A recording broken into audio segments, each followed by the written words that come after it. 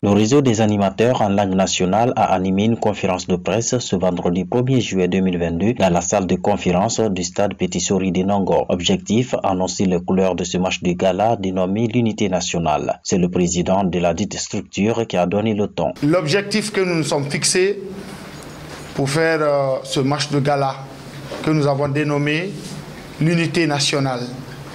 L'unité nationale, vous le savez, tout le monde en a besoin aujourd'hui.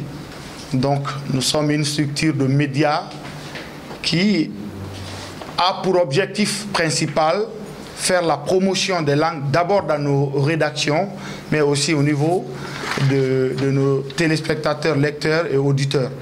Donc, nous nous sommes fixés un objectif, contribuer à ce que cette transition puisse aller dans la paix, dans le respect de nos lois et au bénéfice de la Guinée. Raison pour laquelle, au cours de nos réunions, nous avons décidé donc de penser à faire quelque chose au-delà de nos émissions.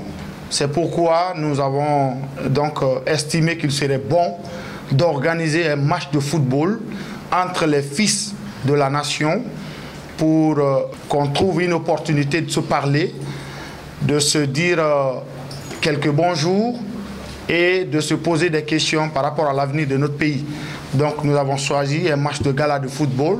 On a estimé qu'un match de gala de football était un facteur le plus avantageux pour donc permettre aux fils d'une seule nation de se parler. Le secrétaire général, quant à lui, est revenu sur l'historique de la dite structure et ses objectifs. Le RALAN, c'est cette structure qui a été créée depuis le 12 mars l'an 2017. Donc le réseau des animateurs en langue nationale, une dynamique des associations des journalistes, animateurs et chroniqueurs en langue nationale. Le but principal, c'est donc de converger tous les efforts pour une meilleure harmonisation des animations sur les sujets d'actualité. Le RALAN a pour objectif 1. Promouvoir l'union entre les membres du réseau, valoriser nos langues nationales, contribuer au renforcement de la paix, de l'unité nationale et de la démocratie, aider les concitoyens à comprendre mieux l'environnement socio-politique, économique et culturel de notre pays. Également, appui à la formation des membres du réseau, lutte contre les dérapages dans les émissions, aider les concitoyens à mieux comprendre l'environnement sociopolitique de notre pays.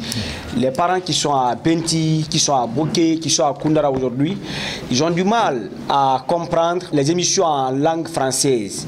Mais si c'est en langue Poula, en Manika, en Gergi, en Soussou, je pense qu'ils seront mieux à l'aise. Ce match de gala est organisé pour renforcer l'unité nationale et consolider la paix entre les fils et les filles de la Guinée. Et les organisateurs ont appelé tous les acteurs sociaux à prendre part à cette rencontre. Contribuer à notre manière à ce qu'il y ait la paix, à ce qu'il y ait l'unité entre les fils et filles de cette nation que nous avons en commun, qui est la nation guinéenne. Raison pour laquelle nous avons décidé donc d'organiser ce match de gala et d'inviter tout le monde. Et quand je dis tout le monde, c'est tout le monde.